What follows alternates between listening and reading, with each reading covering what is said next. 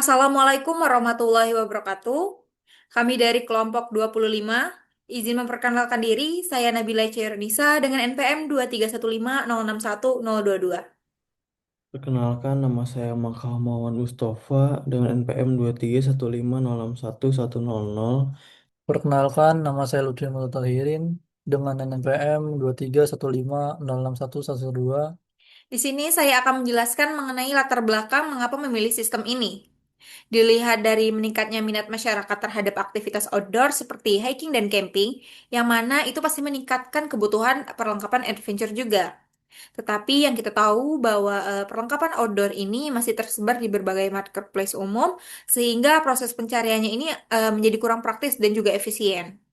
Maka dari itu, kami membuat e-commerce Trailforce ini untuk menyediakan berbagai perlengkapan outdoor dalam satu aplikasi yang praktis, mudah digunakan, dan juga dapat membantu pengguna mempersiapkan aktivitas petualangan dengan lebih nyaman. Selanjutnya di sini kita akan mengenal apa itu Trailforce.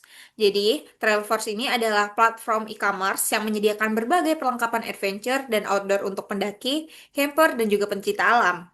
Dan produk yang tersedia ini pastinya telah dipilih berdasarkan kualitas, ketahanan, dan kenyamanan pengguna, sehingga lebih terpercaya. Dan juga selain berbelanja perlengkapan, pengguna ini juga akan dapat melihat panduan penggunaan gear serta review dari komunitas outdoor agar lebih mudah menentukan perlengkapan yang sesuai sebelum melakukan pendakian. Selanjutnya yaitu ada fitur utama, yang mana untuk fitur utama pada website aplikasi Trailforge ini yaitu ada katalog produk, perlengkapan outdoor, pencarian dan filter produk, detail produk dan review pengguna, kemudian ada keranjang belanja dan checkout, pembayaran online, kemudian yang terakhir itu pengiriman produk dan tracking. Pada dasarnya fitur-fitur di website Railforge ini sama seperti pada e-commerce pada umumnya.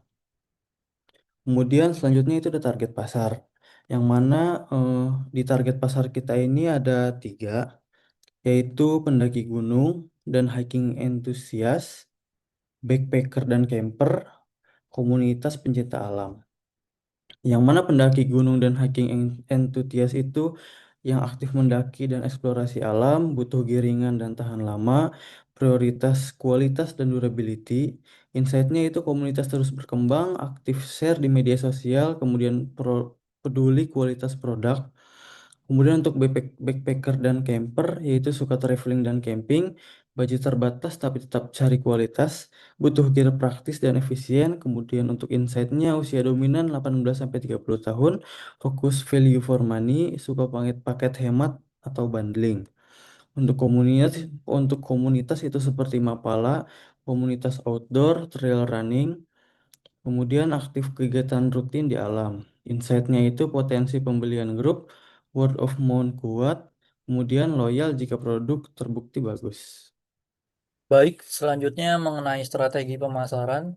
Di sini ada dua yang menjadi fokus kita dalam melakukan strategi pemasaran. Yang pertama yaitu melalui digital marketing. Ini melalui promosi, melalui media sosial, dan juga website dengan konten produk serta tips outdoor untuk menarik pengguna. Jadi nanti kita akan memberikan tips-tips outdoor. Misalnya di Instagram, kita akan memberikan poster beserta tips-tips outdoor dan juga link dari produk yang ada di tips tersebut. Juga kita mungkin akan mencantumkan juga di websitenya. Kita di situ akan menyertakan bahwa kebutuhan pengguna untuk order itu apa saja. Sehingga nanti mungkin pengguna yang sedang mencari sesuatu, ia akan menemukan barang yang ingin dia miliki atau ingin dia perlukan, yang ia perlukan. Kemudian yang kedua, ada promo penjualan. Di sini kita akan melakukan promosi dengan memberikan diskon, voucher, dan juga paket bundling untuk meningkatkan minat beli pengguna. Ini juga nanti di dalam websitenya, ia akan diberikan rekomendasi eh, pembelian sekaligus atau bundling. Misalnya ketika pembeli ingin membeli tenda, maka ia akan diberikan eh, potongan harga atau voucher jika ia membeli misalnya sleeping pad sekaligus gitu. sehingga mungkin akan uh, meningkatkan minat atau meningkatkan produk ya terjualnya gitu. Produk yang terjual. Kemudian kalau untuk tools di sini rencananya kita yang pertama di bagian front end kita akan menggunakan Next.js. Jadi kenapa kita menggunakan Next.js? Eh, Next.js itu kan merupakan sebuah tools yang berada di atas dari eh, React.js. Nah, Next.js ini memiliki kemampuan yaitu server side rendering. Jadi ia melakukan renderingnya ada di sisi server sehingga untuk kebutuhan e-commerce itu sangat cocok ya. Karena ini penting banget karena supaya produk itu mudah untuk eh, tampil dan juga mudah untuk ditemukan di mesin pencarian. Kemudian kalau untuk backend-nya kita menggunakan Supabase Backend Service. Ini merupakan sebuah layanan backend yang dimana dengan ini di dalamnya sudah tersedia banyak kebutuhan penggunaan backend, misalnya seperti autentikasi atau untuk login, kemudian untuk database, dan juga untuk penyimpanannya gitu, dan macam-macam banyak lainnya lagi. Jadi dengan layanan Supabase ini kita tidak perlu merancang backend dari nol, melainkan kita sudah siap menggunakannya saja. Ini sangat mempermudah dalam perancangan dari backend. Kemudian kalau untuk database kita menggunakan PostgreSQL.